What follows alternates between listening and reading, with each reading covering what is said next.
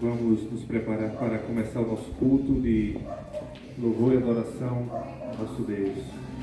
Prazer estar aqui com você essa noite. Vamos começar esse momento fazendo uma oração.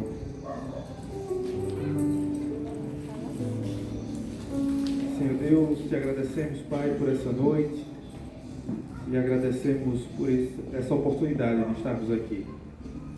Somos gratos por cada pessoa, Pai, por cada família representada que chegou aqui esta noite. Somos gratos porque temos esse tempo, este local para nos reunirmos e adorarmos o Teu santo nome. Te agradecemos, Senhor, te adoramos porque só o Senhor é digno de todo louvor e adoração. Te adoramos porque o Senhor é o Deus eterno, o Deus Criador de todas as coisas, o Deus santo, justo, puro, e que diante de homens e mulheres pecadores, como nós, planejou na eternidade a salvação por meio de Jesus Cristo, Pai. Somos gratos por Teu amor, por esta obra, Pai, realizada na cruz do Calvário e na ressurreição de Cristo. E somos gratos porque um dia o Senhor abriu nossos olhos para que pudéssemos compreender nossa condição de pecadores e pudemos, Pai, depositar nossa fé em Jesus Cristo, reconhecê-lo como o único e suficiente Salvador. Que Teu nome, Pai, seja engrandecido e adorado nesta noite e que só Ele seja glorificado, Pai, aqui e em nossas vidas onde estivermos. Em nome de Jesus. Amém. Convido os irmãos a abrirem suas Bíblias no Salmo 95.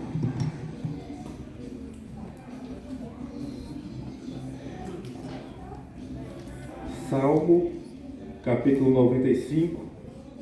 Nós vamos ler o capítulo inteiro.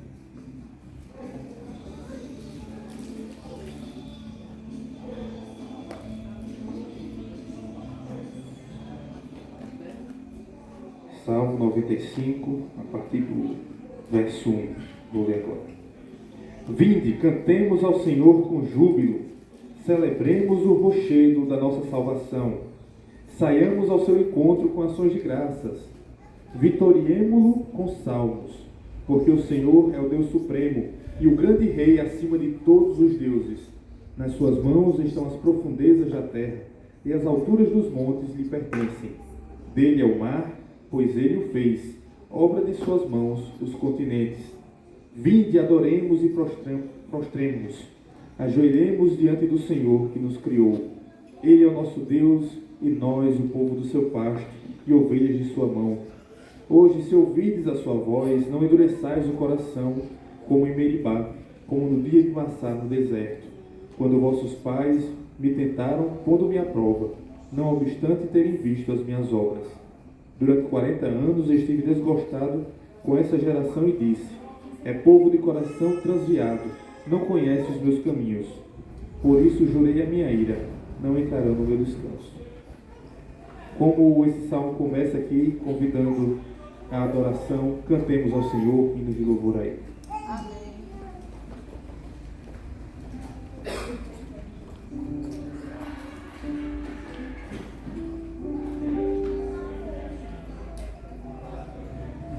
Graças e paz. Se você pode, fique em pé, vamos louvar o nosso Deus. Nós estamos aqui com esse propósito de engrandecer, de adorar, de aprender do Senhor. Então, com toda a nossa força, com todo o nosso entendimento, vamos adorar o único que é digno. Amém?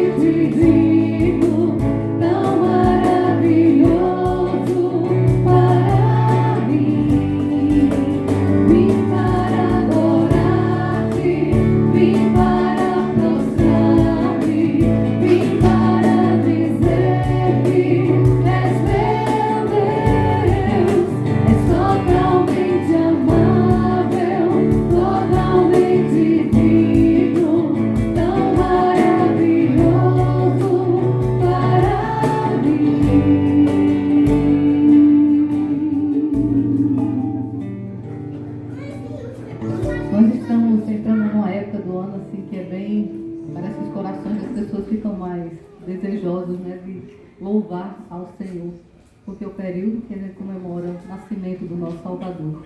Infelizmente as pessoas têm trocado, né, também isso por outros deuses, mas nós temos o nosso Senhor, a quem nós devemos estar louvando, adorando, engrandecendo, e é um motivo, né, de nós celebrarmos daqui a algumas semanas o Natal, né? E a gente vai começar a relembrar algumas músicas de Natal, e uma delas é Alerta, o Terra Entoa, o canto que ressoa.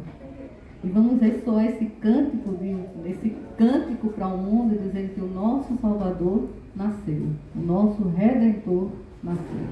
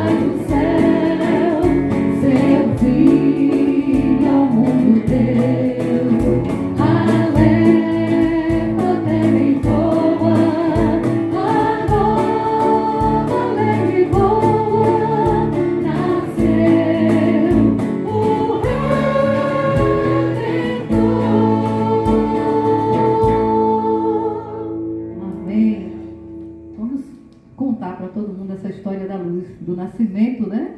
Do nosso Redentor. É o nosso propósito quando sai daqui hoje à noite, passar a semana lembrando e dizer, eu vou contar essa história para as pessoas, eu vou contar que o nosso Redentor nasceu, vou aproveitar, né? O mês de nata do dezembro, né? Para anunciar o nascimento do nosso Salvador. A história da vida.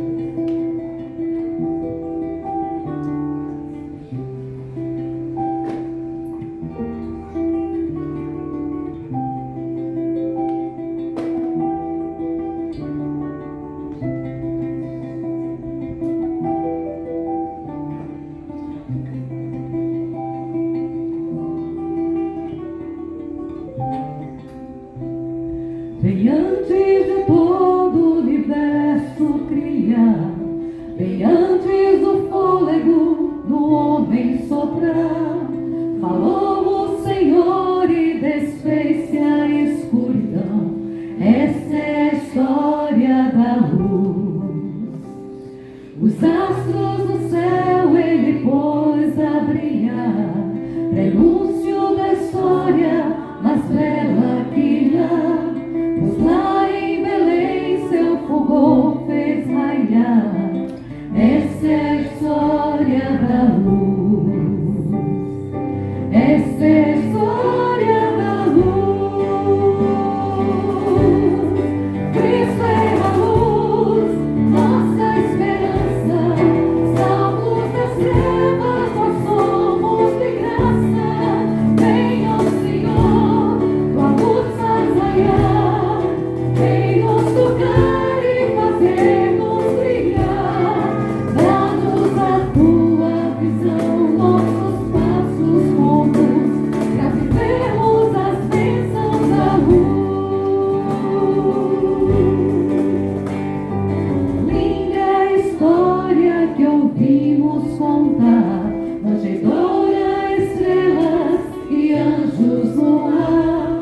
Porém, o melhor da história é Jesus, pois veio trazer-nos a luz. Essa é a história da luz. Cristo é a luz, nossa esperança. Salvos das trevas, nós somos de graça. Venha, Senhor, tua luz faz raiar. Vem nos tocar e fazer-nos brilhar. Dá-nos a tua visão, nossos passos conduz, pra vivermos as bênçãos da luz. Cristo é a luz, nossa esperança. Salvos das trevas, nós somos de graça. Vem, ó Senhor, tua luz faz raiar. Vem nos tocar e fazer-nos brilhar. Cristo é a luz, nossa esperança. Salvos das trevas, nós somos de graça. Vem, ó Senhor, tua luz faz raiar. Vem nos tocar e fazer-nos brilhar. Dá-nos a tua visão, nossos passos conduz, pra vivermos as bênçãos da luz. As bênçãos da luz. Essa é a história da luz. A história da luz. Amém.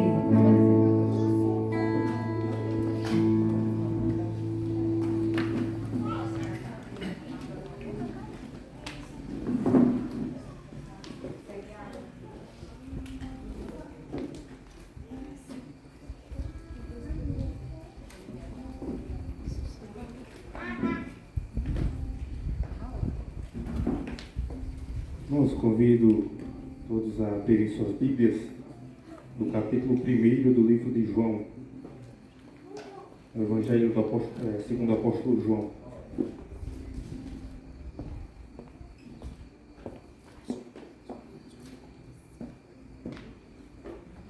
Hoje, como a irmã Jeane falou, Estamos começando, né, a lembrar a história do Natal.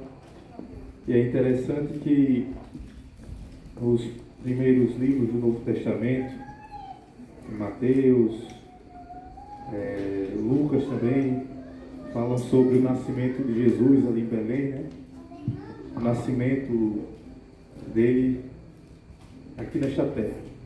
Mas João, ele começa o evangelho dele de uma forma diferente, porque ele apresenta o Jesus, aquela criança que Mateus e Lucas apresentam, né, como uma criança, uma manjedoura. Ele apresenta aqui como o Verbo de Deus, que estava com Deus desde os tempos eternos. Então vamos ler aqui o capítulo 1, do versículo 1 até o 14. No princípio era o Verbo, e o Verbo estava com Deus, e o Verbo era Deus. Ele estava no princípio com Deus. Todas as coisas foram feitas por intermédio dele, e sem ele, nada do que foi feito se fez. A vida estava nele, e a vida era a luz dos homens. A luz resplandece nas trevas, e as trevas não prevaleceram contra ela. Houve um homem enviado por Deus, cujo nome era João. Este veio como testemunha, para que testificasse a respeito da luz, a fim de que todos virem a crer por intermédio dele. Ele não era luz, mas veio para que testificasse da luz, a saber, a verdadeira luz, que vinda ao mundo ilumina todo homem. O Verbo estava no mundo. O mundo foi feito por intermédio dele, mas o mundo não o conheceu. Veio para o que era seu, e os seus não o receberam. Mas a todos quantos o receberam, deu-lhes o poder de serem feitos filhos de Deus, a saber, aos que creem no seu nome, os quais não nasceram do sangue, nem da vontade da carne, nem da vontade do homem, mas de Deus. E o Verbo se fez carne e habitou entre nós, cheio de graça e de verdade, e vimos a sua glória, glória como do unigênito do Pai. Amém? Amém. É esse Jesus aqui, a quem nós adoramos, aquele que era eterno, mas esvaziou-se, se tornou carne, para pagar o preço dos nossos pecados, se fez como de nós, sentiu as mesmas dores que nós sentimos, por amor e por misericórdia de nós. Então vamos adorar Jesus. Nossa, tal.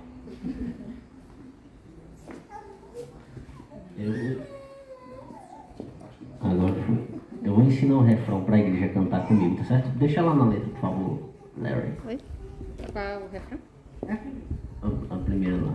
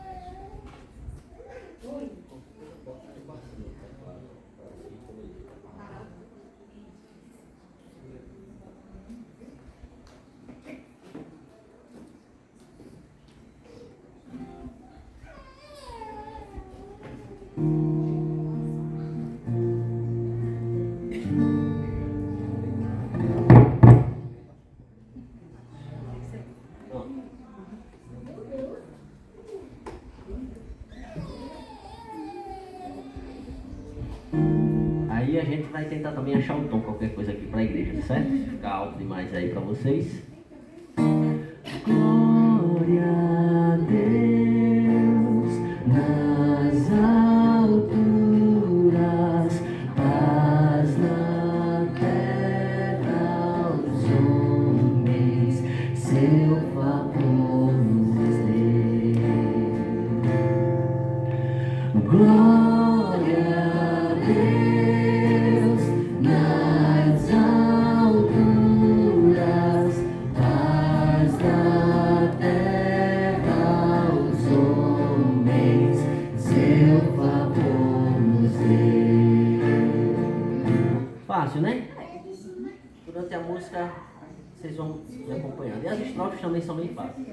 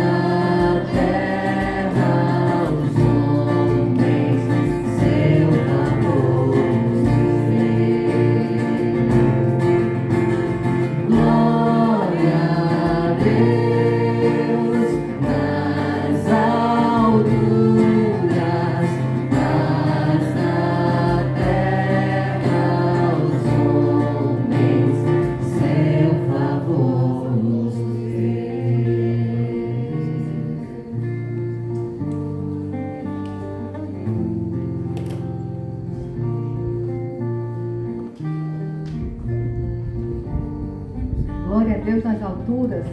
Amém? Vamos ficar em pé mais uma vez. Que essa é o brilho do Senhor Jesus possa refletir nesse mundo. Brilha, Jesus.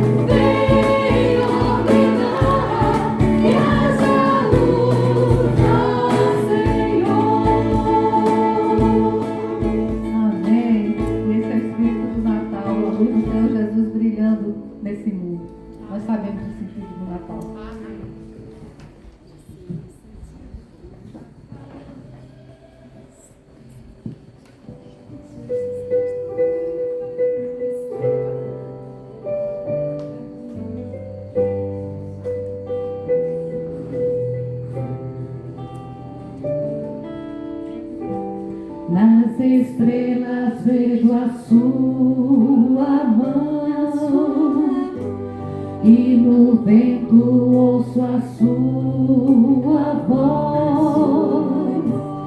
Deus domina sobre terra e mar, tudo Ele é pra mim.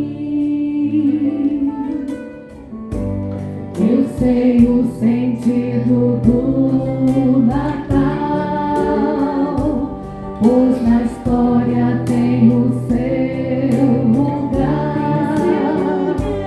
Cristo veio para nos salvar, tudo Ele é pra mim. É que um dia seu amor senti, sua imensa graça recebi. Descobri então que Deus não vive longe lá no céu, sem se importar comigo, mas agora ao meu lado está. Cada dia sinto seu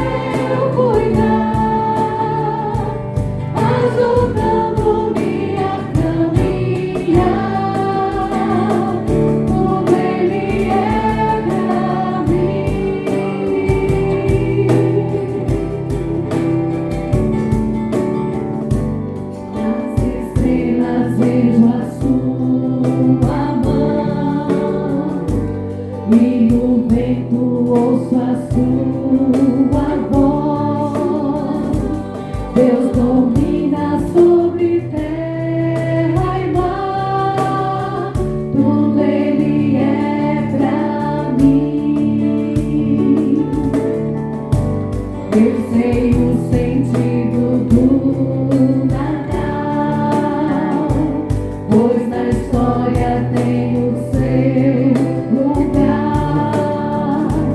Cristo veio para nos salvar, tudo Ele é pra mim.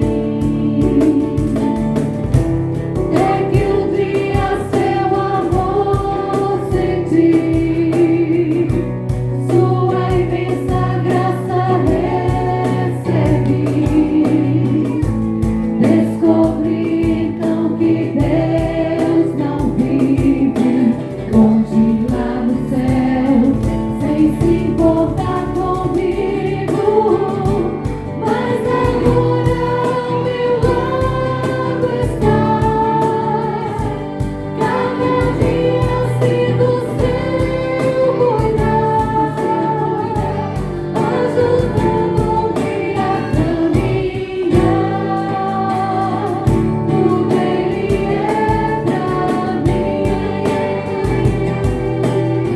tudo Ele é pra mim,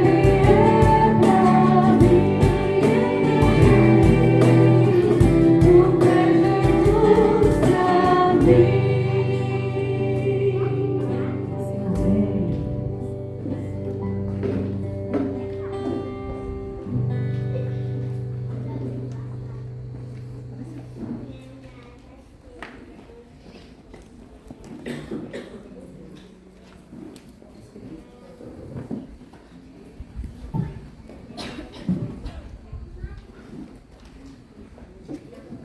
Vamos convidar as crianças para cá, para a gente orar com vocês, para ter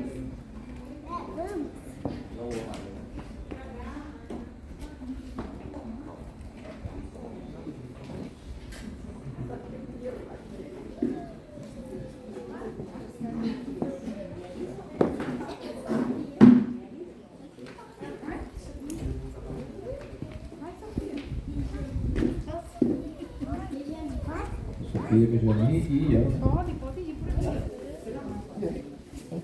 Já chegou aqui. Benjamin aí, ó. Sofia. Chega. Pronto, aí essa turma. Oi? Quer cantar? Pronto. Quando você vai ensaiar lá, aí depois você vem cantar. Combinado? Fica aqui. É. Santo Deus, nós agradecemos por essas crianças, pelo privilégio de termos todas elas aqui. E a tua bênção, a tua graça seja sobre elas, seus pais, suas mães, seus responsáveis, ó Deus, para que possam crescer seguindo o teu caminho. Tenhamos sabedoria, bom testemunho para ensinar o caminho em que elas devem andar. Abençoa também aqueles irmãos, aquelas irmãs que cuidam desse momento de lição com elas e seja abençoador para todos nós, de crescimento e de grande satisfação e alegria em poder te servir. Em nome de Jesus, amém. Muito bem, então pronto. Só organizar. Vai lá, Sofia, para depois cantar. Ensaiar e depois você vai cantar. Como é que é?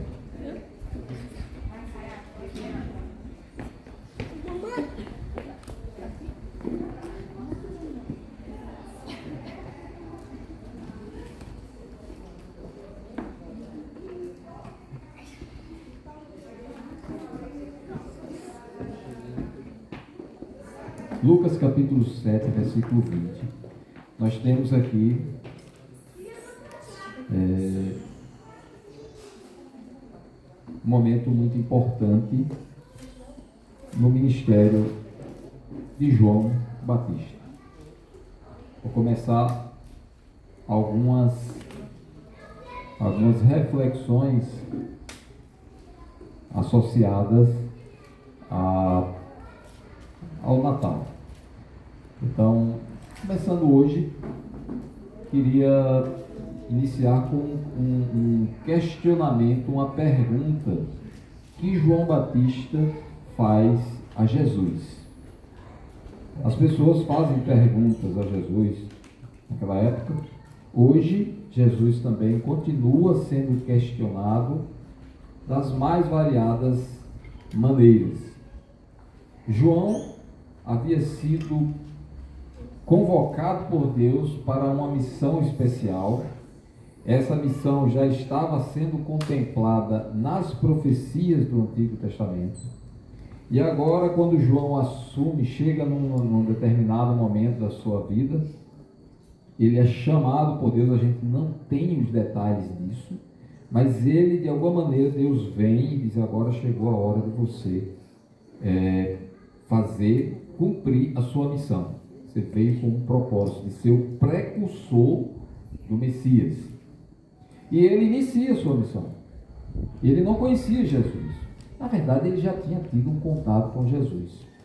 No ventre da mãe dele, quando Maria chega para visitar a mãe dele, em determinado momento da gravidez, as duas estavam gestantes, a mãe dele disse que o menino se estremeceu lá dentro, vibrou lá dentro do ventre dela. Então já havia tido um contato ali, desde naquela época da gestação ainda, né? Teve um encontro ali dessa forma. Outro momento que Jesus encontrou João, ou João encontrou Jesus, foi no momento ali do Rio Jordão, quando João estava batizando, já obedecendo o mandamento de Deus de apresentar, de anunciar que o Messias estava chegando.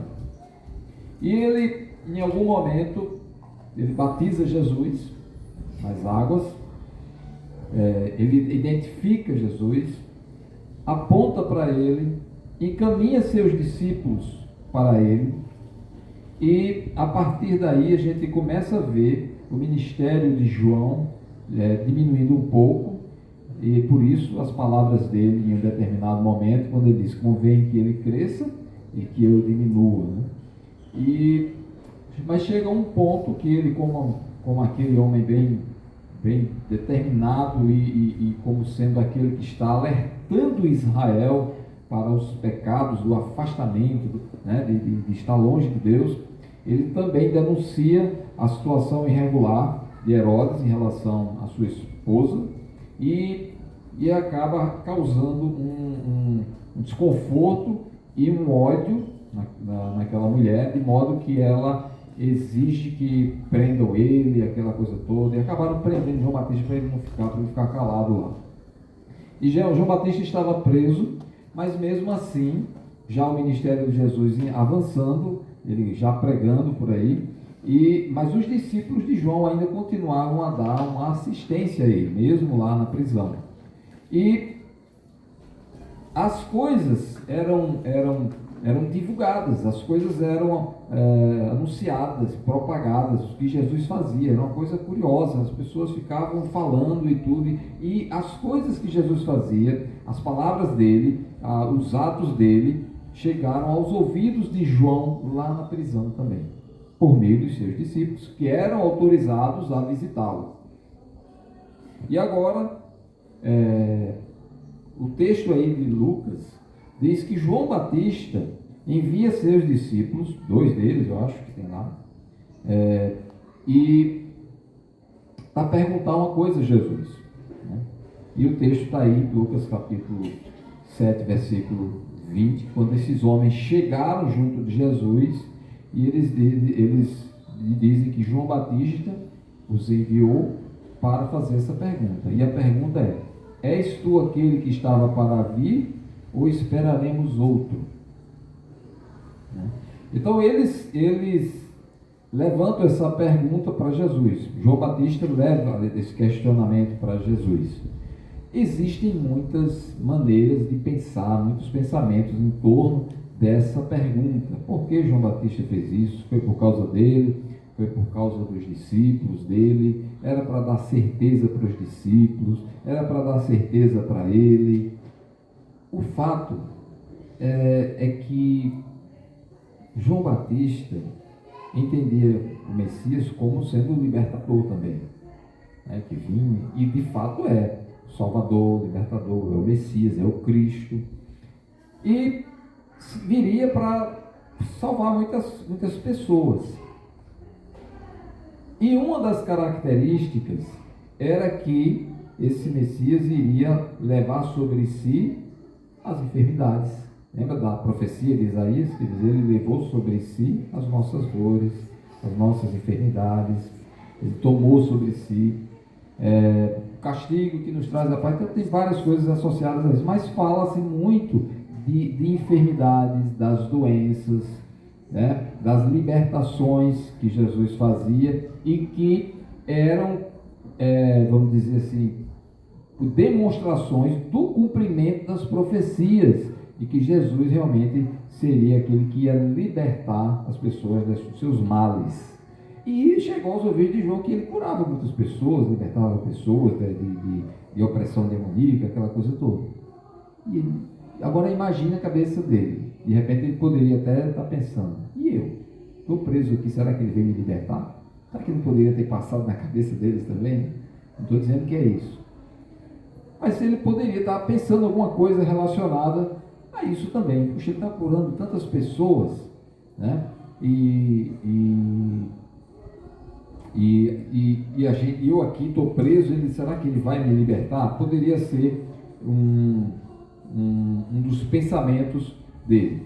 Mas, antes de a gente entrar um pouquinho mais nisso aí, é importante que a gente destaque que a Escritura mostra que havia pessoas, além de João, num momento muito específico e muito oportuno da apresentação de Jesus, da chegada de Jesus na apresentação dele para Israel mesmo, né, do ministério, no início do ministério dele, que João foi fundamental nesse ponto, mas havia outras pessoas que já aguardavam esse momento especial de redenção, da chegada do Messias, né? E a gente já conhece bem essa história, a gente precisa só relembrar algumas coisas e destacar outras e pensar um pouco mais e confirmar as coisas, né? Uma dessas pessoas está lá no capítulo 2 de Lucas também, o versículo 25, fala-se de um homem que estava lá, ele vivia no templo, lá em Jerusalém, e o nome dele era Simeão, e a Bíblia ressalta, né, Lucas chama a atenção que esse homem era justo e piedoso, né? Mas uma característica interessante dessa piedade dele, dessa religiosidade dele, é que ele esperava a consolação de Israel. Ele esperava a consolação de Israel. Quando se fala essa expressão, justamente tem a ver com a redenção de Israel, a consolação de Israel, a libertação de Israel, que desde muitos anos Israel vem sofrendo com muitos problemas, né, de libertação, porque sempre estava aprisionado, era levado cativo um bocado do povo, aí era uma nação que vinha e invadia, outra nação vinha e invadia, outra nação vinha e levava um bocado de gente. Então eles viviam desse jeito, mas Deus sempre prometeu que viria um redentor, um que iria libertar. Então havia esse homem na época do nascimento de Jesus, que vivia em Jerusalém, e no templo, ele estava constantemente no templo, e curiosamente o Espírito Santo estava sobre ele, está falando aqui do próprio Deus agindo nesse homem, de maneira que ele, em um momento específico, foi no templo, até fora do normal, fora do horário dele, e naquela hora ele encontra Jesus pequeno, sendo levado por sua mãe e José para ser apresentado no templo. Então, nós vimos esse homem que aguardava, e ali o Espírito de Deus realmente revela para ele quem é aquela criança, qual é de fato a missão daquela criança, a natureza daquela criança, né? Havia uma outra senhora, Lucas 2,38, vai um pouquinho mais na frente aí, no versículo 38, também que a gente conhece. O que é que eu faço aqui? É aí, o versículo 38 aí do capítulo 2 fala também de uma mulher. Nesse texto aí não tem o nome dela, mas todo mundo vai saber. É no 36. Quem que vai revelar? Ana, filha Eita. no versículo 36, e havia uma profetisa chamada Ana. Aí o versículo 38 resume o que eu estava querendo mostrar, né? E disse que ela chegou na hora em que Jesus estava lá, no templo também, e ela dava graças a Deus e falava a respeito do menino a todos os que esperavam a redenção de Jerusalém. Então nós temos aí identificadas algumas pessoas claramente nessa época do nascimento de Jesus que já tinham uma expectativa de aguardar, de esperar, de receber, de ver a redenção de Israel. Simeão era um deles. Essa profetisa Ana também já estava nessa expectativa, e não apenas ela, mas outras pessoas com quem ela tinha contato também aguardavam, não é isso que o texto diz aí? Que aguardavam, ela chama aí de a redenção de Israel, de Jerusalém no caso, né? Ele aguardava isso. Então havia outras pessoas, e essas pessoas se comunicavam, elas conversavam, elas debatiam acerca das profecias, o que é que a palavra diz, o que é que o profeta Isaías, que nesse caso é o grande profeta que realmente seria a fonte maior dessas informações, das características do Messias e tudo mais. Então eles já tinham essa expectativa, essas pessoas, né? Curiosamente, temos uma outra pessoa que talvez o povo de Israel nem alimentasse alguma esperança acerca dessa pessoa. Está no capítulo 4 de João dessa vez, e o versículo é o 25. Vou deixar aí, vocês vão ver aí e vão descobrir que mulher é essa.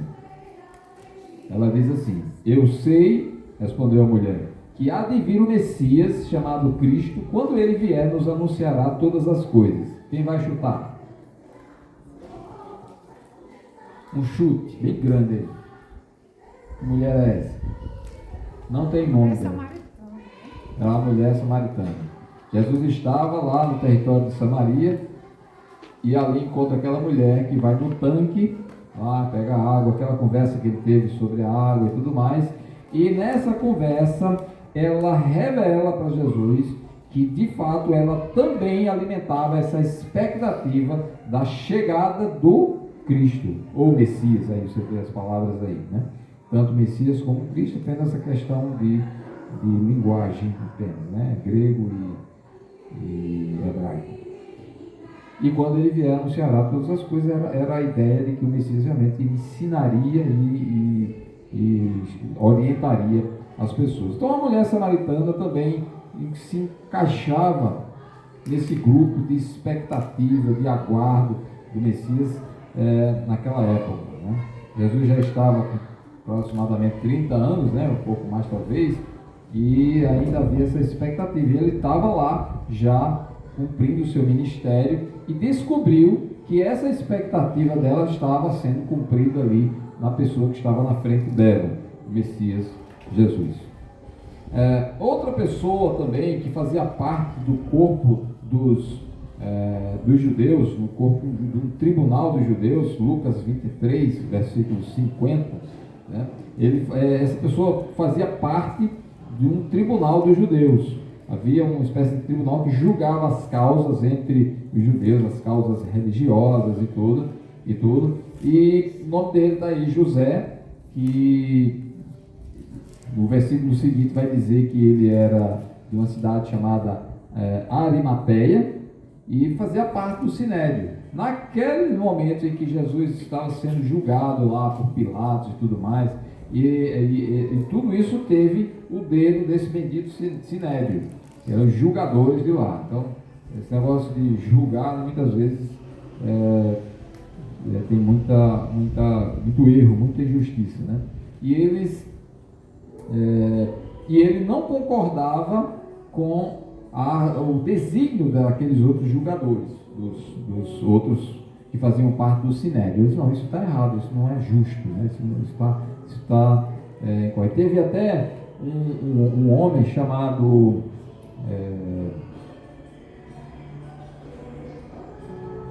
quem foi que teve a noite com Jesus? Nicodemos, né? No momento que eles estavam se articulando, porque mesmo sendo pessoas da nobreza, né? Da mais alta estirpe da nação, que julgava as causas dos outros, né? Que eram pessoas que deveriam ter um bom senso, ter justiça e tudo mais. E eles, na verdade, estavam querendo, desejando, fazendo de tudo para tirar a vida de Jesus. Eles não queriam julgar justamente, com justiça, eles queriam matar Jesus. Isso acontece até hoje, né? E eles, mesmo assim, Nicodemos, até naquela época, ele até disse: vocês estão descumprindo até a lei, que a lei não permite que você julgue uma pessoa sem antes ouvi-lo também. Nem isso estavam querendo autorizar, né? Jesus. E então era isso que acontecia. Mas eram pessoas, José de Arimateia não estavam concordando com aqueles desígnios, mas também, certamente, durante todo aquele momento em que ele assistia, ele ouvia, ele percebia e ele ouvia acerca de Jesus, ele começava a juntar as ideias. Por quê? Para confirmar se realmente Jesus era o Filho de Deus, era o Messias e tudo mais. Todas essas coisas, certamente, ele foi pensando e certamente ele ficou convicto de tudo isso. Porque ele também, olha o final do versículo, esperava o reino de Deus. Ele alimentava essa expectativa, ele desejava, estava aguardando isso. E ele realmente teve esse momento difícil de ter de enfrentar pessoas que quiseram matar Jesus, mas ele mesmo não entendia justo o que eles estavam fazendo, porque ele aguardava realmente o reino de Deus. O texto anterior até fala do caráter dele, né? Um homem justo, íntegro, né? E assim ele também esperava. Muitas pessoas, tanto pessoas estrangeiras como a samaritana, pessoas mais religiosas, ligadas realmente ao que estavam lá constantemente, mais constantes no templo, como Simeão, como Ana, como outras pessoas que não temos os nomes, né? E Ana foi lá dizendo: olha, fulano aqui, olha o que eu vi e tal, começou a dar o testemunho dela daquilo que ela tinha visto.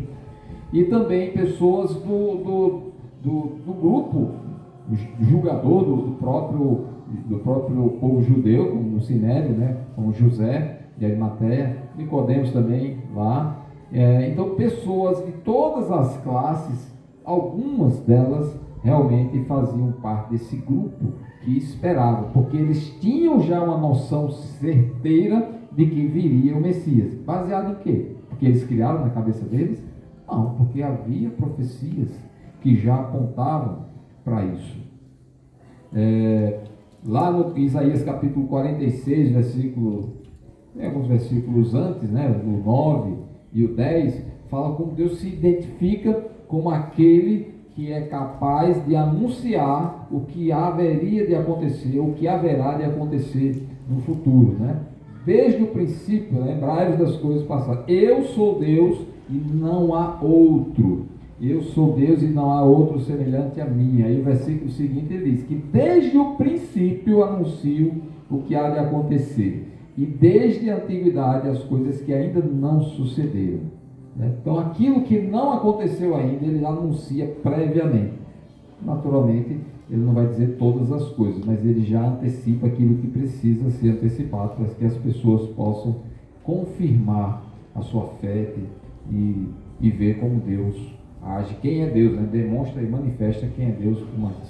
Para os irmãos que estão estudando aqui pela manhã, né, no nosso estudo bíblico, sabe que isso aí tem várias características apontadas aí dentro desse texto. Um deles, a primeira parte do verso aí, por favor, o versículo anterior, diz que eu sou Deus e não há outro, eu sou Deus e não há outro semelhante a mim, e fala de uma das características, quem lembra aí? Ele é único, né?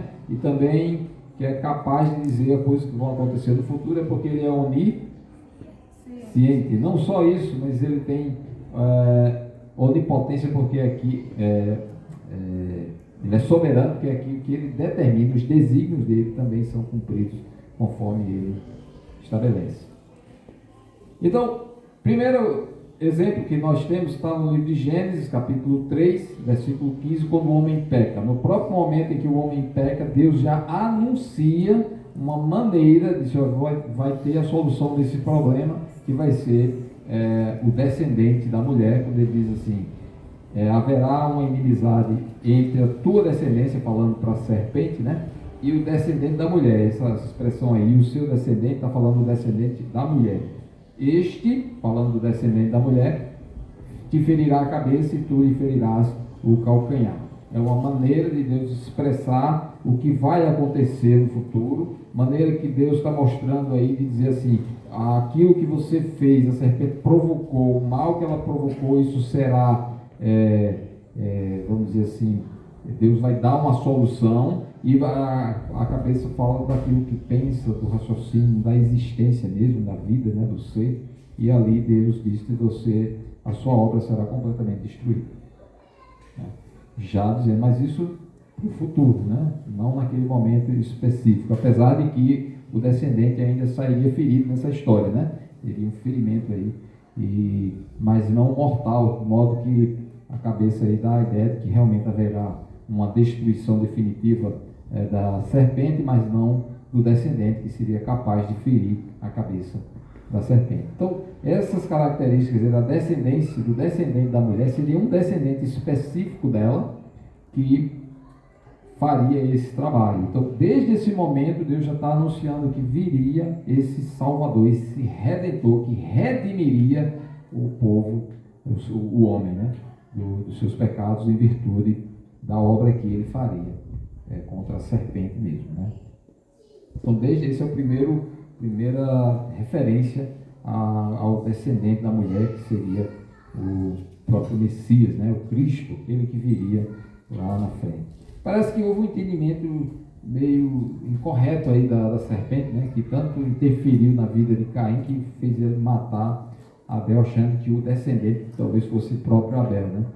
Mas não é. Esse descendente aí está falando de um descendente específico que viria da linhagem dela. Mais para frente, uns 1500 anos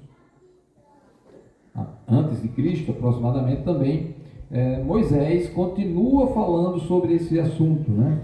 Lá no capítulo 18 de Deuteronômio, versículos 18 e 19, ele diz assim, Deus falando, né? Suscitar-lhes-ei um profeta do meio de seus irmãos, ou seja, viria da descendência deles mesmo, de Israel, né? Do meio de seus irmãos, semelhante a ti, falando em relação a Moisés, em cuja boca porei as minhas palavras, e ele lhes falará tudo o que eu lhe ordenar. E o versículo seguinte diz o seguinte também, falando do julgamento que haverá em relação a esse descendente, ou a esse profeta específico aí, que diz que de todo aquele que não ouvir as minhas palavras, que ele falar em meu nome, disso lhe pedirei contas. Então, desde essa época, 1500 anos antes de Cristo, Deus já falava para Moisés que aquilo que Jesus, que ele não falou Jesus, né? Seria um profeta que viria do meio do povo de Israel. Mas aquilo que ele falar vai ser tão importante que das palavras dele, Deus vai pedir contas a toda pessoa daquilo que Jesus falar, né? Então é uma coisa bem grave que Deus está falando. A coisa é tão séria, porque Deus iria enviar esse profeta que iria morrer. Era o filho dele, ia morrer por conta dos pecadores. Você acha que ele deixaria impune aqueles que rejeitassem as palavras do seu filho? Não. Olha as parábolas que Jesus contou lá na frente sobre o homem que veio, deixou e acabou mandando seu filho e tal, mataram ele também. Aí o rei vem, ou o dono da fazenda vem e faz justiça contra aqueles que se rebelaram contra o filho do fazendeiro lá, né? Então é bem importante isso que ele está falando aí, responsabilidade do homem em ouvir as palavras que Jesus fala. Quando Jesus foi transfigurado à vista de Pedro, Tiago e João, também eles ouviram, né, uma voz que vinha do céu e disse, olha, este aí, e olha que estavam Moisés e Elias ali ladeando Jesus, mas a voz de Deus diz o seguinte, este aí é o meu filho amado, a ele ouvi. Preste atenção no que ele diz, porque eu vou pedir contas dele. Olha o que eu disse a Moisés no passado, eu vou pedir contas de todo aquele que ouvir a palavra dele e não obedecer, né? Então é muito sério o que Jesus fala. Então essas palavras registradas no livro de Deuteronômio por Moisés, elas são lembradas, elas são conhecidas de todos os judeus piedosos, que buscam a palavra de Deus, que frequentavam o templo, que estudavam, que liam a Escritura, né? E mesmo na época do exílio, com o advento das sinagogas, onde era lida a palavra, né? O livro de Moisés, todos os sábados, essas pessoas ouviam e passavam para os filhos, ouviam, passavam, ouviam, passavam, ouviam, passavam, ouviam. E isso foi ficando. Necessariamente eles não tinham tudo isso escrito, cada um na sua casa, mas certamente de tanto ouvir, muitas vezes ficou memorizado. Eles tinham na memória essas palavras. Aí você chega num momento como esse, em que aqui no Atos capítulo 2, quando houve aquele evento, aquele advento especial ali da vinda do Espírito Santo, e provoca todo um conjunto de características, de coisas que mostram que aquilo ali é um evento especial, já programado por Deus, como foram falar em línguas, entender em outras línguas, etc. Aí o Pedro vai e explica algumas coisas acerca daquele acontecimento. E ele faz menção no discurso dele dessas palavras que ele ouviu da parte de Deus. Quando lá ele lembra, dizendo assim: disse na verdade Moisés, Atos 3:22, disse na verdade Moisés: o Senhor Deus vos suscitará dentre vossos irmãos um profeta semelhante a mim. E olha só o complemento, ele não deixou de colocar o complemento: a ele ouvireis em tudo quanto vos disser. E olha o versículo seguinte, como ele chama a responsabilidade: acontecerá que toda alma que não ouvir a esse profeta será exterminada do meio do povo. Então a palestra, né, o discurso de Moisés, de Pedro para o povo em relação aquele momento da chegada do Espírito Santo na festa de Pentecostes, né? Ele lembra daquilo que Moisés vivenciou e que está registrado lá no Pentateuco. E são palavras importantes. Ele diz: olha, isso aqui é cumprimento daquilo que Deus havia prometido a Moisés. Eu vou suscitar um profeta do meio do povo de vocês, dentro do povo de Israel. Jesus é descendente desse povo também. Ele veio desse povo. E aí ele está dizendo: aí ele continua a palestra todinha aí, é bem extenso, né? Vocês mataram. Mas Deus está lhe dando uma chance. Deus ainda está lhe dando uma chance. Né? Então ele lembra das palavras. Esse é o profeta prometido. Então Moisés já escreveu acerca de um profeta que viria. Quando chega lá no Éden, Deus fala do descendente da mulher. Certo? Moisés fala de um profeta, né? Fala que ele seria um profeta.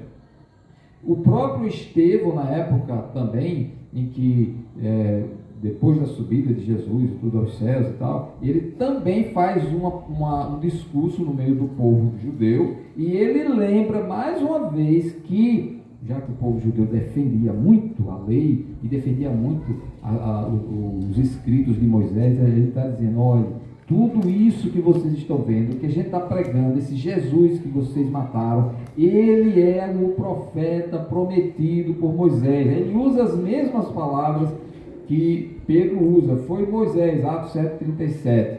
Foi Moisés quem disse. Está dizendo: vocês não defendem Moisés? Estou dizendo, foi Moisés quem disse aos filhos de Israel: Deus vos suscitará dentre vossos irmãos um profeta semelhante a mim. Né? Aí o capítulo 7, versículo 52, ele vai complementando aqui também: qual dos profetas vossos pais não perseguiram? A história continua, vai se repetir, né? Eles mataram os que anteriormente anunciavam a vinda do justo. Quando eles falam da vinda do justo, está falando da vinda de Jesus, do qual vós agora vos tornastes traidores e assassinos. O cara era corajoso, né? Estevão. Corajoso. Do mesmo jeito como os outros profetas que anunciaram, como Isaías, por exemplo, anunciaram a vinda de Jesus, vocês, e foram perseguidos e foram mortos, vocês também agora estão perseguindo, traíram, porque entregaram aos romanos, né, para Pilatos, e assassinaram o profeta que foi enviado por Deus, já profetizado por Moisés. Vocês que defendem tanto os escritos de Moisés. Está anotando? Então ele já lembra mais uma vez que Jesus é cumprimento daquela profecia da época de Moisés, 1500 anos antes de Cristo. Aí, se aproximando um pouquinho mais, a gente encontra 700 anos, 750 anos aqui antes de Cristo, nós temos uma profecia bem conhecida, aí já é mais conhecida nossa, nessa profecia. Isaías capítulo 7 e o versículo 14, quando lembra Isaías, justamente um dos que profetizou, né, acerca da vinda do justo, e ele disse que Deus mesmo vai dar um sinal, e o sinal é esse aí, que a virgem conceberá e dará à luz um filho, e lhe chamará Emanuel. Então ele já falava de uma coisa extraordinária que aconteceria, algo sobrenatural que iria acontecer, e só Deus pode fazer. É algo extraordinário. Você não tem isso em canto nenhum. Só Deus pode fazer isso aí. Fazer uma virgem conceber e e ela vai ter um filho, e para completar, ele será chamado Emanuel, que significa Deus conosco. A ideia de ter Deus presente aqui, como Deus é espírito, né? Deus é um espírito infinito, algo inconcebível para nós, não tem como nós visualizarmos isso. Deus é um espírito que não é carne e osso, você não pode absolutamente comparar um espírito com qualquer matéria que você conheça, que nós conheçamos. Tudo que nós conhecemos, nós vemos ou apalpamos, pegamos e tudo, são coisas criadas ou modificadas pelo homem, mas Deus é um espírito, você não vê. Não tem como você imaginar nem a forma de Deus, nem pegar. Mas ele vai dizer assim, olha, a virgem vai conceber e o nome dele vai ser Emanuel, Deus conosco. Significa que você vai ver essa criança e ela é o próprio Deus ali, presente, manifestado em carne. Essa é a ideia que ele está mostrando aí. E vai ser de uma forma sobrenatural. Significa também outra coisa, que não haverá, o objetivo disso aqui é que não vai ter participação humana. O homem não vai fazer. A virgem vai conceber, o homem não vai fazer nada, ele não tem poder para isso. Não tem participação do homem. É uma ação de Deus, ou seja, é graça. Não é o homem que pode simplesmente dizer assim, vai sair um profeta que ele vai salvar o mundo. Ele vai ser o Salvador, vai morrer, tal, em nosso lugar, e é o Salvador. Mas não é um profeta igual a Isaías, nem Jeremias, nem Miqueias. Não é isso. Esse profeta não tem esse poder, porque todos que nascem de mulher são pecadores. Todos os homens são pecadores.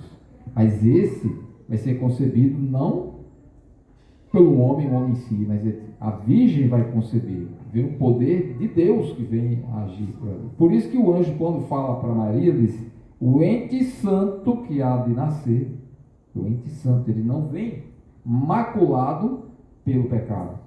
Ele vem santo, do mesmo jeito, sem qualquer contaminação do pecado. E não é a ação do homem para fazer isso. É Deus fazendo. É difícil, isso não é. É mais comum você encontrar as pessoas adotando um sistema religioso, ou uma maneira de viver, em que ela é orientada a viver de determinada maneira, de tal jeito, de, sei lá, faça isso, faça aquilo, que você vai encontrar salvação, você vai encontrar um estado superior. Tem várias maneiras de se pensar por aí. Mas aqui está dizendo, o homem não tem esse poder para chegar a Deus. Você não tem isso, é Deus que vem fazer essa obra. Não faz parte do portfólio do homem, ele não tem nada no seu portfólio, na sua caixa de ferramentas, que possa fazer coisas que venha trazer salvação para ele. É Deus que vem fazer isso. Não tem poder o homem para fazer isso. Por isso que ele diz, é a virgem que vai conceber. Vem pelo poder simplesmente de Deus. Então já era uma profecia que foi confirmada no Mateus capítulo 1, versículo 22, quando o próprio Mateus, que é judeu, ele diz, tudo isto aconteceu para que se cumprisse o que fora dito pelo Senhor por intermédio do profeta. Ele nem diz o nome do profeta aí, eu acho. Ele diz, eis que a virgem conceberá e dará à luz um filho, e ele será chamado pelo nome de Emanuel, que quer dizer Deus conosco. Aconteceu. Já na época aí do nascimento de Jesus, aí quando Mateus registra, ele diz, olha, tudo isso aconteceu para dar cumprimento às profecias de 750 anos atrás. Certo? Então, está aqui o cumprimento. Aconteceu exatamente desse jeito como Deus havia falado por meio de Isaías.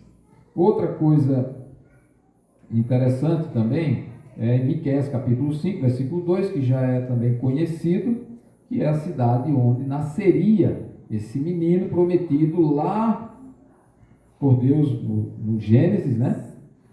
E prometido por Deus para Moisés, prometido por Deus por meio de Isaías, e agora Miqueias vai dizer, mais ou menos na mesma época de Isaías, uns 700 anos antes de Cristo, mais ou menos na mesma época, ele vai dizer, tu, Belém Efrata, pequena demais para figurar como grupo de milhares de Judá, de ti me sairá o que há de reinar em Israel. Aí ele vai, até aí parece ser tranquilo, vai reinar um homem, né, um rei, então, beleza. O problema é que Belém não era uma cidade pomposa, famosa, né, com prestígio, não seria, é igual a época de Natanael, quando ele diz, Nazaré, vem algum profeta de lá, né, com aquele negócio, Belém também, as menores cidades insignificantes, ele diz, ela não é insignificante, porque dela vai nascer nela, mesmo que seja uma cidadezinha pequenininha, fraquinha, nem pobrezinha, vai nascer dela aquele que há de reinar em Israel. E para complicar a situação, ele vai dizer, não é qualquer rei, esse rei tem uma origem. Será? Ele diz, as origens dele são desde os tempos antigos, desde os dias da eternidade. Aí pronto. Aí agora você vai começar a juntar as coisas. Ele não é um rei que simplesmente vai nascer em um determinado momento. Isso ele falou 700 anos antes de Cristo. Vai nascer a partir de um certo momento, que é filho de fulano, Beltrano, não sei o que e tal, e é um homem comum, mas só que está dizendo, ele já existia na eternidade. E a gente não tem, nenhum de nós tem condições de imaginar ou de conceber a eternidade. A gente tem a eternidade em nós, no sentido de que a gente entende que é algo que não tem fim, ou não tem começo, e que nós também viveremos eternamente. Mas a gente não tem isso no referencial nosso aqui no nosso dia a dia. Tem coisas que duram muito, mas não eternamente. Né? Tem coisas que duram muito, mas não eternamente. A maioria de nós, de alguma maneira, já trocou de sandália. Aí ainda que sandália fosse cara, né? Talvez as mais caras durem menos, não sei. Né? Bolsas, roupas, carros. Né? Tudo que a gente vê aí tem uma duração limitada. Né? A gente tem um referencial de tempo, sempre de início, meio e fim, vamos dizer assim. Né? É difícil a gente imaginar a eternidade. Então a eternidade, aí você tem que usar, aí vai para expressões. Nem a Bíblia os autores da Bíblia querem trabalhar isso, né? Porque é difícil para a nossa mente. Ele simplesmente diz, no princípio era o verbo. A gente leu aqui hoje, né? No princípio criou Deus os céus e a terra. No princípio, lá antes de tudo existir, era Deus, somente Deus. E depois ele resolveu fazer essas coisas que a gente vê por aí. Então, quem é que tem a noção da eternidade? Precisamente, só Deus. Nós não temos. Mas a gente sabe que é algo que não teve uma origem, não teve um início. Não teve um início.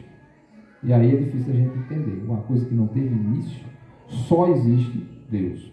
As outras coisas tiveram, sim, origem. Então, a origem deles, as origens são desde os tempos antigos, desde os dias da eternidade. Mas a ênfase aqui é o local, mas mostra também a eternidade do Filho de Deus. Né? A Virgem vai dar a luz, mas se ele a origem dele é eterna, então vai ser concebido pelo poder de Deus, que é eterno, e ele é eterno, com certeza. Certo? Em relação a esse local, a gente tem um textinho também interessante, que é aquela experiência que Herodes teve, uma grande oportunidade que Herodes teve, mas a maior oportunidade não foi nem só para Herodes, eu acho que foi para os escribas e os sacerdotes da época do nascimento de Jesus, que eles davam uma certa assistência ao rei Herodes, que vivia em Jerusalém, que comandava, tinha um título de rei ali. E ali ele, naquela região da Judéia, e ali chegaram aqueles homens do Oriente. No Oriente, mais ou menos, diga-se ali, talvez, região de Babilônia, hoje, no mapa atual, Iraque, Irã seria mais ou menos a Pérsia, né? Então, você imagina que naquela época chegaram esses homens e procurando o rei que nasceu. Eles tinham certeza que havia nascido o rei. Eles vieram para adorá-lo. Não vamos entrar em detalhes sobre esses homens aí, a princípio, mas eles vieram. E aí assustou a cidade, todo mundo, porque antes de chegar em Herodes, eles saíram perguntando nos lugares lá, ninguém sabia. Aí chegaram lá no palácio de Herodes, aí Herodes também ficou perturbado, porque ele era um homem perturbado, era um homem assassino, ele não tinha esse negócio para matar, ele não tinha esse negócio de critério. Era só ele sentir que tinha alguma ameaça, ele mandava matar. Mandou matar as esposas que ele tinha, os filhos. Aí está querendo tomar o meu trono, mandava matar. Então, e aí não foi, e por isso que a gente pode encontrar facilmente aquela história dele ter mandado matar as criancinhas abaixo de 2 anos lá na região de Belém. Como é que ele descobriu isso? Olha, chegam os homens lá, querendo o rei que nasceu. Ele era o rei, não aceitava ameaça nem dos filhos dele para sucedê-lo, mandava matar. Aí o que é que ele faz? Peraí, onde é que esse rei vai nascer? Ou se ele nasceu, onde foi que ele nasceu? Como é que a gente sabe? Chame os judeus que conhecem a Escritura, que conhecem a Bíblia. Quem são? Os sacerdotes e os escribas, que já davam assistência a ele. Estavam bem porque estavam do lado de Herodes. E aí esses homens chegam no palácio e ele é questionado: onde é que esse Messias vai nascer? Onde é que esse novo rei vai nascer? E aí ele, com aquela lisonja, né? A lisonja, quem está estudando aqui nas quartas-feiras, é o capítulo, o Salmo 5, né? Fala de lisonja. Ele lisonjeou, disse: não, eu vou também adorar. Eu quero ir lá também, prestar minha homenagem a esse rei. Claro que não. Quem conhecia o histórico dele já sabia. Mas ele lisonjeou. E os sacerdotes e os escribas não fizeram muitos esforços. Ele indagava deles, sacerdotes e escribas do povo, indagava deles onde o Cristo deveria nascer. Então o rei, o Cristo, o Messias, está tudo a mesma pessoa, tudo a mesma coisa. Em Belém da Judéia, responderam eles, porque assim está escrito por intermédio do profeta. Aí ele vai: e tu, Belém, terra de Judá, não és de modo algum a menor entre as principais de Judá, porque de ti sairá alguém que há de apacentar o meu povo Israel. Foram as palavras dos escribas e sacerdotes. Eles sabiam da verdade. Não dá o texto ideia de que eles procuraram muito. Parecia que eles conheciam bem as profecias. Né? Parecia que eles conheciam bem. Rapidamente eles deram a solução. Vai ser em Belém da Judéia. Agora, Se eles realmente fossem bons sacerdotes que quisessem fazer a vontade de Deus e que estivessem vamos dizer assim, com o mesmo coração, com a mesma mente, o mesmo sentimento de desejo de Deus, de fazer a vontade de Deus, de falar a verdade para o povo, de ensinar, que era o papel dos escribas, né? Ensinar e de fazer a vontade de Deus e aguardar a vinda do Messias. Se eles tivessem isso, o que é que vocês acham que eles deveriam ter feito? O que é que eles deveriam ter feito? Eles teriam que procurar para adorá-lo, né? Espera aí, meu amigo, é lá em Belém da Judéia, eu sou o primeiro da fila. Estou correndo lá agora. Entende? Iria lá, não, vamos lá todos, eu vou com vocês. Vocês não sabem onde é, mas eu sei, é bem aqui pertinho, poucos quilômetros, a gente chega lá. Vamos lá. A gente, depois de ver os escribas e sacerdotes, os religiosos do povo, que ensinavam o povo, era para eles se alegrarem e anunciar ao povo: ei, o Messias chegou, ele chegou, vamos lá. Iriam lá, ficaram quietinhos, de repente não vê mais eles se mexer. Quem saiu para lá? Os magos saíram. Eles vieram de fora, estrangeiros, de fora. Eu espero que a gente, como cristão, não espere que outras pessoas de fora façam aquilo que é nosso papel. Que a gente vá adorar o nosso Salvador e não deixar simplesmente que os outros façam e a gente ficar observando assim, sem saber o que está fazendo. Não tem nem ideia. Acho que eles ficaram, sei lá, como é que chama assim? Bestalhado. Pronto, bestalhado.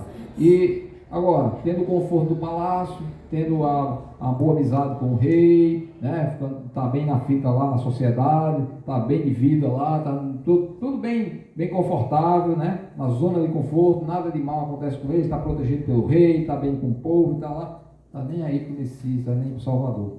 Não precisa de salvação, quero saber disso. Mas a profecia diz que vai lá, eu não vou. E ele era o ensinador desse assunto, né? E aí a gente encontra lá na frente que esse caráter de desdém em relação às coisas de Deus, a ver as profecias se cumprindo e deixar passar sem estar nem aí para o que Deus está realizando diante dos olhos deles, isso se perpetuou nas gerações seguintes, desde a infânciazinha de Jesus, pequenininho, aí as gerações seguintes dos escribas e sacerdotes e fariseus continuaram com essa mesma maldade de não querer saber de Deus, era só religiosidade externa. Aí Jesus chega, adulto, 30 anos depois, ele chega e diz: é um bocado de sepulcros caiados. É uma podridão essa raça, presta.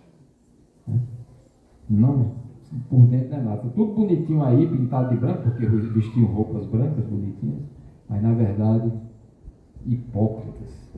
Aí a gente já viu aqui vários textos aqui durante essa semana, né, falando sobre ele, Jesus desmascarando esse pessoal.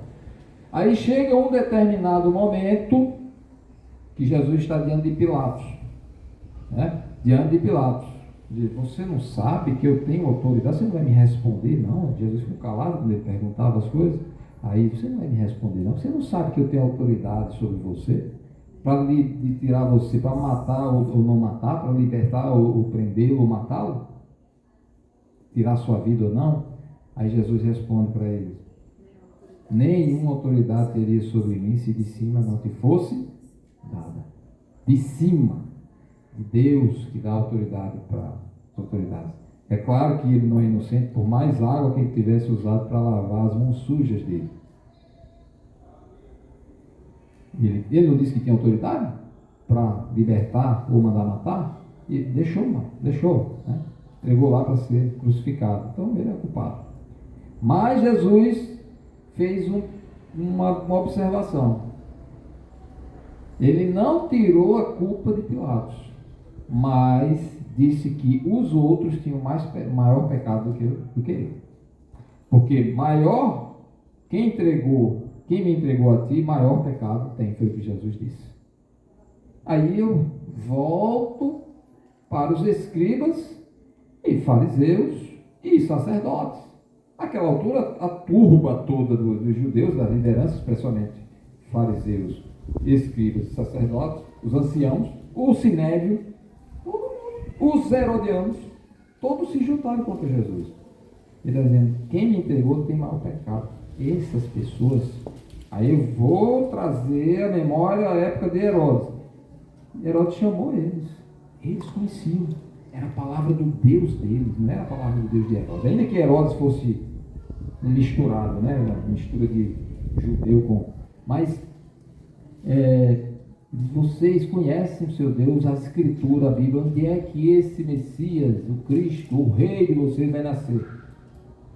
Vocês sabem, e eles sabiam.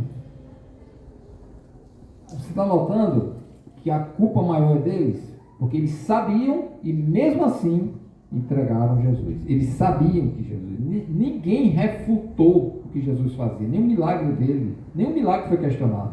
Tudo que ele fazia, as pessoas diziam, ele faz esplendidamente. Não tem nenhuma desconfiança daquilo que ele fazia. Ninguém chegava para... Deixa eu ver se é verdade. Tudo que ele dizia e fazia era esplêndido. Então, ele diz, vocês são mais pecadores, em outras palavras, do que o próprio Pilatos. Não é que Pilatos está isento, não. Culpado. Só que no julgamento, o peso maior vai ser de vocês, porque vocês conheciam, vocês sabiam, e mesmo assim, vocês tinham a Escritura, vocês sabiam das profecias. Mesmo assim, entregaram o rei, o Messias.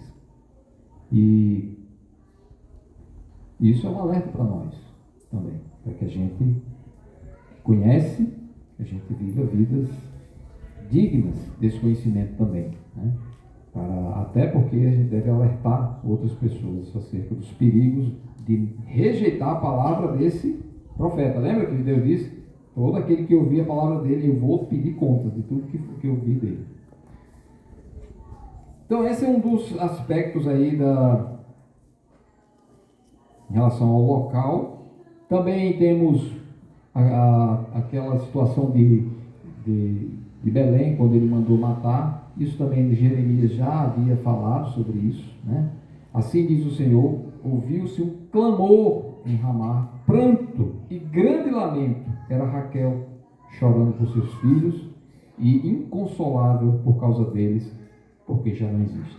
Aquela ordem de assassinar as criancinhas abaixo de 2 anos em Belém e circunvizinhança ali, incluiria essa cidadezinha aqui, Ramá. Isso foi profeticamente revelado de Jeremias, 500 anos, pouco antes, talvez 600 anos antes de Cristo, já falava isso, daquele assassinato que ele fazia com tantas crianças, né? Tudo registrado previamente que aconteceu, né? O próprio Isaías tratou alguns capítulos, vou resumidamente aqui falar do capítulo 53, né? Tem algumas palavras que eu vou falar rapidamente aqui, de alguns versículos, são vários, né? Vou só chamar a atenção no capítulo 53, tem algumas palavras que ele diz: ele foi subindo como renovo perante ele, e como raiz de uma terra seca, não tinha aparência nem formosura. Ele falando do sofrimento desse Messias.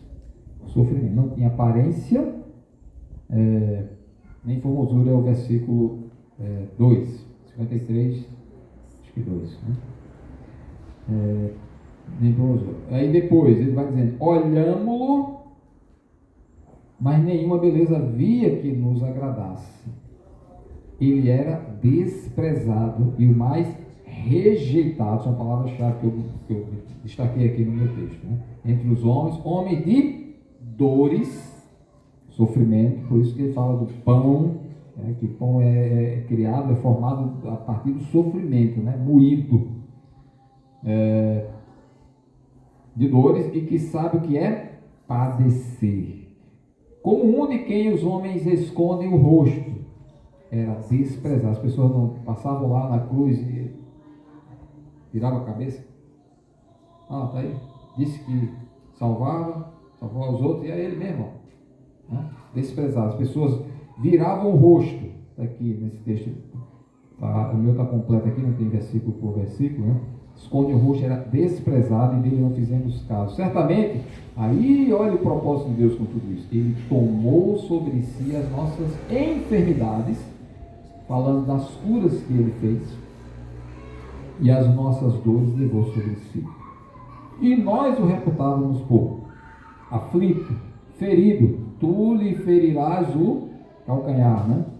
Ferido de Deus e oprimido, mas ele foi traspassado, a ideia da cruz aí, dos pregos, né? Pelas nossas transgressões e moído pelas nossas iniquidades.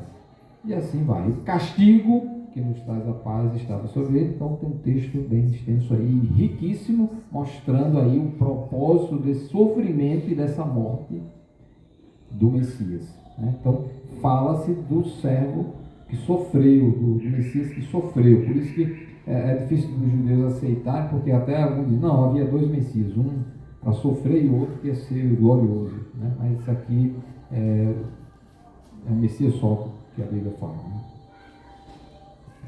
Então nós encontramos aqui algumas, né, das muitas profecias. E vou falar em uma frase, uma outra aqui que é bem interessante, que é a profecia de Daniel. Daniel é o profeta de 500 anos antes de Cristo, aproximadamente. E ele teve algumas revelações dadas pelo Gabriel, o mesmo anjo, o mesmo mensageiro que chegou a Maria, José, naquela época. O cara já era velho mesmo, né? Antigo, né? 500 anos antes de Cristo, estava lá e chegou lá para... E ele fala para Daniel algumas coisas, dizendo, olha, vou dizer uma coisa para você. O tempo para chegar ao Messias, eu vou mostrar aqui um segredo para você, e ele, pela graça de Deus, registra, melhor, obrigado Deus, registre, anote, porque isso aqui é importantíssimo. E ele diz, olha, vai ter 70 semanas até a chegada do ungido. Aí ele, ó, começou tudo. Botou tudo anotado, tantas semanas, tanto sei o que e tal, até chegar um dia. Com essas contas feitas, claro que eu não vou fazer aqui, que eu já fiz uma vez aqui, acho que todo mundo ficou. Dava certinho na época do nascimento de Jesus. Quando ele registrou lá aquelas semanas todas, quando fizesse as contas baseado na ordem que saiu para o povo voltar para Jerusalém, a partir dali contasse o tempo, foi passando, foi fazendo as contas bem direitinho, vai chegar na época justamente de Jesus. É a época do ungido. Aí, com base nisso, os escribas teriam condições de saber que a época certa do nascimento do Messias já passou, já aconteceu. Foi naquela época lá. Não tem como esperar outro Messias agora. Vai aparecer falsos Messias, falsos cristos, anticristos, na verdade. Porque a conta não bate. Não tem como aparecer o Messias mais agora. Ele já veio. Certo? Se não foi aquele que estava ali em Jerusalém registrado abundantemente aqui na Escritura, então foi totalmente secreto. Porque as contas apontavam justamente para aquela época. E tudo isso são elementos que a gente vê na Escritura demonstrando, e a história conhecida dos homens, demonstrando que, dando uma resposta para a pergunta de João. João perguntou, o senhor é o que? Aquele que deveria vir? Ou haveremos de esperar outro? Pelas contas do tempo, pelas profecias do Antigo Testamento sendo cumpridas naquela época, a resposta que nós podemos dar a João, se a gente fosse responder, o que é que a gente diria? É esse. Esse aí, você já disse. Você já disse, é esse aí. A resposta é essa. Dá firmeza para esses homens, seus discípulos que chegaram. Os discípulos talvez estivessem confusos, os discípulos de João. Jesus já tinha absorvido alguns dos discípulos de João, e naquela hora ainda havia alguns que estavam constantemente com João ainda. ali, acompanhando, ajudando, mas talvez incertos, inseguros. E agora eles chegam para Jesus, e Jesus, na hora, se olhar o texto de Lucas, vai dizer que na hora que esses homens chegaram, perguntando, Jesus, na mesma hora, Lucas diz claramente, na mesma hora que esses homens chegaram perguntando, Jesus curou não sei quantas pessoas. O texto é riquíssimo lá, ele curou, fez um bocado de coisa na frente deles. Um bocado. E aí ele diz, olha, vá lá e dê a resposta para João. Aí ele diz lá, ide e anunciai a João, versículo 22, 7, 22 de Lucas. Mas é a João que eu estou dizendo? Ele diz lá o texto, vai aparecer? Não, eu vou dizer aqui. Vou dizer. Digo ou não digo? Vou dizer. Não, vou dizer não. Vou dizer. Vou dizer. Digo ou não digo? Tá aqui, vou dizer. Ide e anunciai a João o que vistes e ouvistes. A graça de Deus é tão incrível e foi tão bondoso com eles, que diz, volta o versículo aí para o 21, né? Ele diz, naquela mesma hora curou Jesus muitos de moléstias e de flagelos e de espíritos malignos e deu vista a muitos cegos. Na hora, na frente dos discípulos de João. Aí em seguida ele diz, não diga para ele o que eu vou dizer, não. Eu não vou dizer não que sou eu. Vou dizer não, vou dizer não. Ele diz, diga para ele o que vocês viram e o que vocês ouviram. Vocês viram agora. Aí ele diz, os cegos veem, os coxos andam, os leprosos são purificados, os surdos ouvem, os mortos são ressuscitados, e aos pobres, inclusive isso aqui, esse texto fala dos mortos, isso aqui aconteceu depois da ressurreição daquele filho da mulher da cidade de Naim. Logo, se vai olhar o texto anterior, você vai ver que é esse contexto. Por isso que ele diz, os mortos são ressuscitados e aos pobres anuncia-lhes o Evangelho. Guarde isso, o Evangelho, para as próximas semanas. Evangelho, Evangelho. Significa o quê? Boas novas. Então, daqui a algumas semanas a gente vai falar um pouco sobre isso. Mas, quer dizer, vocês viram tudo isso aí. Vai dizer para ele. Você veja se não sou eu. Eu sou. Né? Quem é? Eu sou, só isso. Eu sou aquele que existe. Né? Sou aquele que deveria vir. Aquele que deveria vir. Aí, eu sei que é difícil para João. Né? Vou encerrar.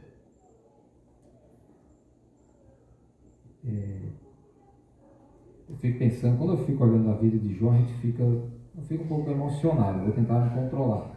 Mas ele é um cara que estava preso. Fez a tarefa dele, foi ameaçado, né?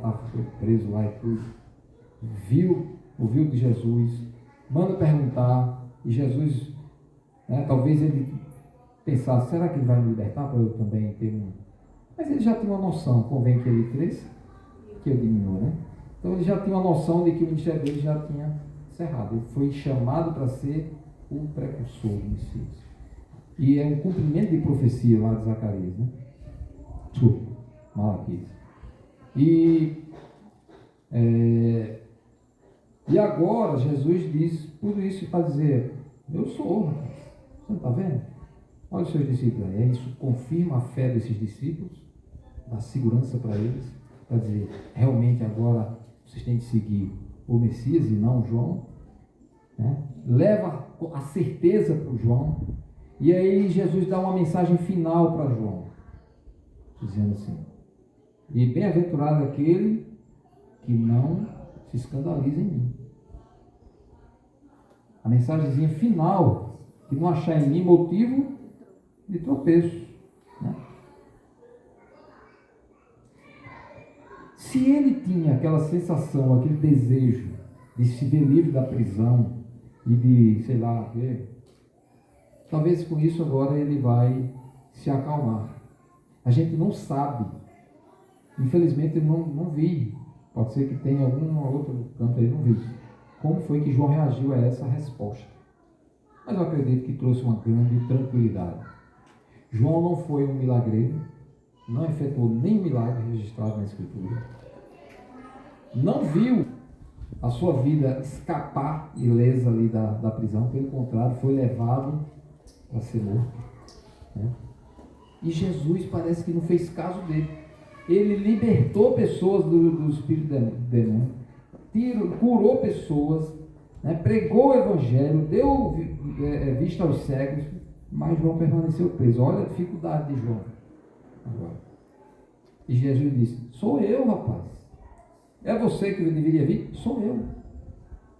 Talvez ele diga: você não vai fazer nada por mim? Eu estou preso aqui num lugar bem ruim, né? Mas certamente Jesus dá um consolo final para ele com essa última expressão: não ache em mim nenhum motivo de tropeço. A sua missão foi essa. Não se preocupe. Lembre das palavras que o anjo disse a Daniel. Sua missão foi essa, Daniel. Daniel, é hora de acontecer esse negócio. Não, Daniel. Vai ser lá para frente, 500 anos antes de Cristo. Ele estava vivendo 500 anos antes dos acontecimentos. Aí o anjo disse: baixa a bola, acalme, só anote. Esse livro, essa sua escritura vai ser lida, vai ser explorada. Então, o tal de Roberto vai falar dela lá em dezembro de 2022, ele ainda vai falar disso. E outros vão falar aí, escrever livros e tudo. Mas seu tempo acabou. Você vai descansar, vai esperar o momento de receber o seu galardão. E que vem. Eu quero ver Daniel lá. Vai estar num brilho, talvez eu nem chegue perto, né? Mas a mesma coisa com João. Ele recebe essa confirmação, mas aí Jesus dá um consolo para ele. Você não vai ser libertado disso aí. Você não vai ser curado de tudo que você está passando aí, né? Pelo contrário, só o seu ministério. Os outros estão lá ficando alegres, já pensou? Segue lá, enxergando, feliz, vai ficar com a família, vai trabalhar, e João preso. Então, não, bem-aventurado, feliz é aquele que não achar motivo de tropeço. É isso que você vai receber, você terminou o seu ministério desse jeito. Entende? Não se preocupe. Mas aí, quando os discípulos saem, às vezes a glória não vem de primeiro, né? Deus não mandou glória para ele ficar orgulhoso. Diz: não, espera aí que eu vou aí, pessoalmente vou tirar você da cadeia. Não disse isso. É isso, não ache tropeço. Se você tem dúvida, não fique em dúvida. Confia no Senhor. Então esse é um grau de fé diferente do tradicional. Porque a fé que hoje se propaga é aquela fé que diz assim: eu tenho fé em Deus que eu vou conseguir o melhor emprego do Brasil. Eu tenho fé em Deus que vou conseguir a minha casa, o meu marido, minha esposa, não sei o quê. Eu tenho fé em Deus que essa igreja vai ficar bem grande aqui, vai aumentar e vai ter um estacionamento aqui. Eu quero isso. Deus vai estar me abençoando quando eu vir que essas coisas acontecendo. Quando as doenças acabarem, quando os problemas acabarem, quando as enfermidades acabarem, quando o dinheiro estiver em abundância, aí Deus está me abençoando. O grau de fé é diferente. Eles mesmo você no cárcere, como José, muitos anos no cárcere, preso, sempre que Deus está me abençoando, Deus era com ele, a Bíblia diz. E João a mesma coisa. O plano de Deus, às vezes a gente não entende bem, mas ele quer fortalecer a fé, mesmo na dificuldade dessa, disso. Não ache tropeço em mim. Não fique chateado, não fique aborrecido com Deus. Faça como Jó. Ele que me deu, ele que tira. Né? Bendito seja Deus, louvado seja Deus, glorificado seja o nome de Deus. Ele sabe o que faz. Quando ele começou a discutir com Deus lá, ele disse: quem é você? Você não entendeu as coisas, né? Onde é que você estava quando eu montei toda a história? Você não sabe. Aí, acho que acalmou o coração de João. Disse: poxa, cumprido, né? Esse é o Senhor. Aí ele podia até repetir o que ele já havia dito, né? Vem que ele cresça e que ele diminua. Feliz por ter cumprido a obra dele. Aí Jesus não manda nem para ele um elogio. Deixa os discípulos dele saírem. Aí quando os discípulos saem, ele olha para quem está em volta, para os outros 12 e para os outros, ele diz: quem era esse? Esse João. Quem é João? Aí começa a mostrar a identidade de João. Não tem ninguém maior do que João. Ninguém. Ninguém, nascido de homem, não é maior do que João. Ele não diz isso para ele, mas ele recebe o elogio registrado na Escritura. E certamente em outro momento Deus vai fazer uma recompensa que ninguém tem nem ideia. Ninguém nem olhos viram, nem ouvidos ouviram. Mas ele disse para os outros, né? Não tem ninguém. Eu não vou curar ele não. Eu não vou tirar ele da prisão. A fé dele agora é uma fé diferente de todo mundo. Ele vai aceitar aquela situação porque Deus estabeleceu para ele isso aqui. Já cumpriu a missão dele e ele vai ficar feliz por ter feito isso, mesmo não sendo libertado.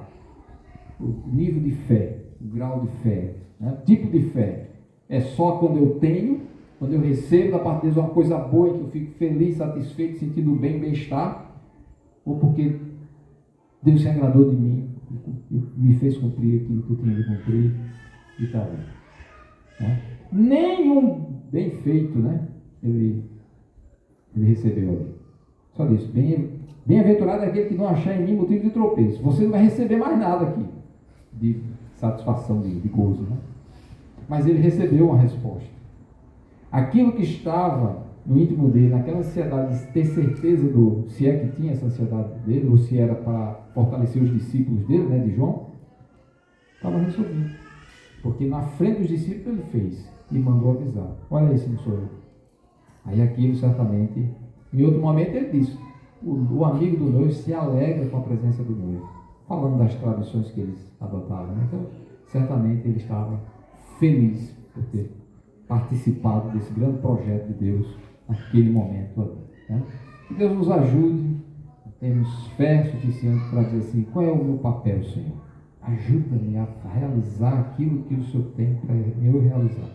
Qual é a minha função nisso tudo? Qual é a missão que o Senhor tem para mim nesse processo todo? E se eu já sei, que muitas vezes nós sabemos, já temos o que devemos fazer, que o Senhor me ajude a realizar com alegria, porque às vezes não há motivos humanos para alegria. Às vezes é sofrimento, é dor, é dificuldade, é frustração, é decepção. Veja o estado de João.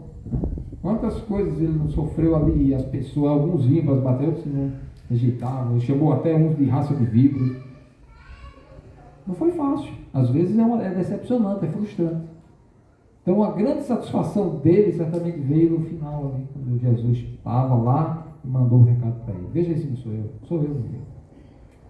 Que a gente possa também se alegrar com aquilo que Deus nos deu, e com isso que o Senhor nos deu, é aquilo que a gente vai fazer a obra dele, dentro daquilo que ele colocou para nós. E às vezes a gente está sendo negligente, mas vamos aprender a sermos profícuos, né? Sermos responsáveis e sermos mais alegres com aquilo que o Senhor nos dá, né? Não ser tão reclamão também, né? Querer só. Às vezes eu quero mais do que Deus já me deu, né? Mas isso tudo tem me feito refletir, para aprender, né? Com tudo isso. Que o Senhor nos ajude. Amado Deus, somos gratos pela sua bondade conosco. Agradecemos pela tua palavra que nos ensina, nos guia. Que ela continue a nos dar conforto, consolo, esperança. E cada vez mais nos certificando de tantos fatos, de tantas profecias cumpridas já em relação ao nosso Senhor, e assim termos nossa fé fortalecida para enfrentar as situações vindouras. Em nome de Jesus. Amém.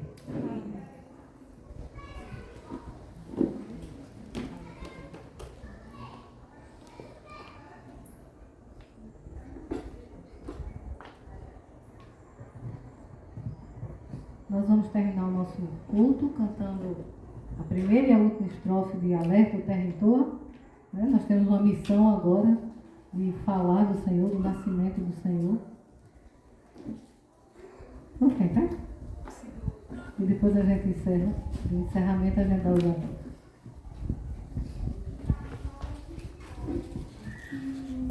Primeira e última estrofe. A primeira junto das duas? Primeiro coro, último coro.